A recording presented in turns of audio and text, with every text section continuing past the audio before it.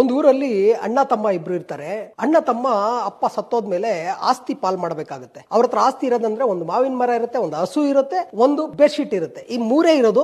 ಈಗ ಹೆಂಗ್ ಪಾಲ್ ಮಾಡ್ಕೊಳ್ತಾರೆ? ಅಣ್ಣ ಬ್ರಿಲಿಯಂಟ್, ತಮ್ಮ ಪಾಪ ಇನ್ನೋಸೆಂಟ್. ಹಾಗಿರ್ಬೇಕಾದ್ರೆ ಒಂದ್ ಕೆಲಸ ಮಾಡ್ತಾನೆ. ಅಣ್ಣ ಬ್ರಿಲಿಯಂಟ್ ಅಲ್ವಾ, ಹಸು ಹಿಂದೆದು ನನ್ಗಿರ್ಲಿ ಮುಂದೆದು ನಿನಗಿರ್ಲಿ ಅಂತಾನೆ. ಮಾವಿನ ಮರ ಮೇಲೆದು ನನಗಿರ್ಲಿ ಕೆಳಗಡೆದು ನಿನಗಿರ್ಲಿ ಅಂತಾನೆ. ಬೆಡ್ಶೀಟ್ ರಾತ್ರಿ ನನಗಿರ್ಲಿ ಬೆಳಿಗ್ಗೆ ನಿನಗಿರ್ಲಿ ಅಂತಾನೆ. ತಮ್ಮಂಗೆ ಎಷ್ಟು ಮೋಸ ಆಯ್ತು. ಈ ತರ ಯೋಚನೆ ಮಾಡ್ಕೊಂಡು 2-3 ದಿವಸ ನಡೆದ್ ಬಿಡುತ್ತೆ.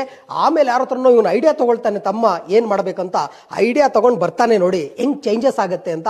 ಆವಾಗ ಬಂದಿದೆ ಮಾವಿನ ಮರ ಕಡಿಯಕ್ ಶುರು ಮಾಡ್ತಾನೆ. ಯಾಕೆ ಕಡಿತಿದ್ಯಾ? ನನ್ ಪಾಲು ನಾನು ಏನ್ ಬೇಕಾದ್ರೆ ಮಾಡ್ತೀನಿ ಅಂತಾನೆ. ಬೇಡ ಬೇಡ ಬೇಡ ಕಡಿಬೇಡ, ಬಿದ್ದೋಗ್ಬಿಡುತ್ತೆ. ಇಬ್ರು ಸೇರಿ ಹಣ್ಣು ತಿನ್ಬಿಡೋಣ. ಅದೇ ತರ ಹಸು ಹತ್ರ ಬರ್ತಾನೆ. ಕೋಡಲ್ಲಿ ಒಡಿಯಕ್ ಹೋಗ್ತಾನೆ, ಕೋಲಲ್ಲಿ. ಆವಾಗ ಹಸು ಒದಿಯಕ್ಕೆ ಶುರು ಮಾಡುತ್ತೆ, ಹಾಲ್ ಕರಿಯಕ್ಕೆ ಬಿಡಲ್ಲ. ಆವಾಗ ಹೇಳ್ತಾನೆ ಹೊಡಿಬೇಡ ಹೊಡಿಬೇಡ, ಇಬ್ರು ಸೇರಿ ಹಾಲ್ ಕುಡಿಯೋಣ ಅಂತ ಹೇಳಿ ಯೋಚನೆ ಮಾಡ್ತಾನೆ. ಅದೇ ತರ ಬೆಡ್ಶೀಟ್ ಹತ್ರ ಬಂದ್ಬಿಟ್ಟು ಏನಪ್ಪಾ ಮಾಡೋದು ಅಂತ. ರಾತ್ರಿ ಇವರಿಗೆ ಬೆಳಿಗ್ಗೆ ತಗೊಂಡು ಏನ್ ಮಾಡ್ಲಿ, ಓದ್ಕೊಳಕ್ ಆಗಲ್ಲ. ಆವಾಗ ಇವನು ಯೋಚನೆ ಮಾಡ್ತಾನೆ, ಬೆಡ್ಶೀಟ್ ನ ಬಕೆಟ್ ಅಲ್ಲಿ ನೆನೆಯಕ್ ಹಾಕ್ಬಿಡ್ತಾನೆ. ತಣ್ಣಗೆ ನೆಂದಿರುತ್ತೆ, ರಾತ್ರಿ ಓದ್ಕೊಳಕ್ ಆಗಲ್ಲ. ಅವಾಗ ಹೇಳ್ತಾನೆ, ಇನ್ ಮುಂದೆ ಈ ತರ ಮಾಡ್ಬೇಡ, ಇಬ್ರು ಸೇರಿ ಓದ್ಕೊಳ್ಳೋಣ ಅಂತ. ಏನೇ ಪಾಲ್ ಮಾಡ್ಕೊಳ್ಳಿ, ಎಂತದೇ ಮಾಡ್ಕೊಳ್ಳಿ, ಆದ್ರೆ ಒಂದು ಮೈಂಡ್ ಅಲ್ಲಿ ಇಟ್ಕೊಳ್ಳಿ, ಎಲ್ಲರಿಗೂ ಸಮಾನ ರೀತಿಯಲ್ಲಿ ನಾವು ನಡ್ಕೊಬೇಕು. ನಾನ್ ಮೇಲೆ ನಾನ್ ಕೆಳಗೆ ಅಂತ ನೋಡಕ್ ಹೋದ್ರೆ ಮೇಲೊಬ್ಬ ಇದ್ದಾನೆ, ಸರಿಯಾಗಿ ಉತ್ತರ ಕೊಡ್ತಾನೆ. ಆ ಉತ್ತರ ನಾವೇ ಅನುಭವಿಸ್ಬೇಕಾಗತ್ತೆ.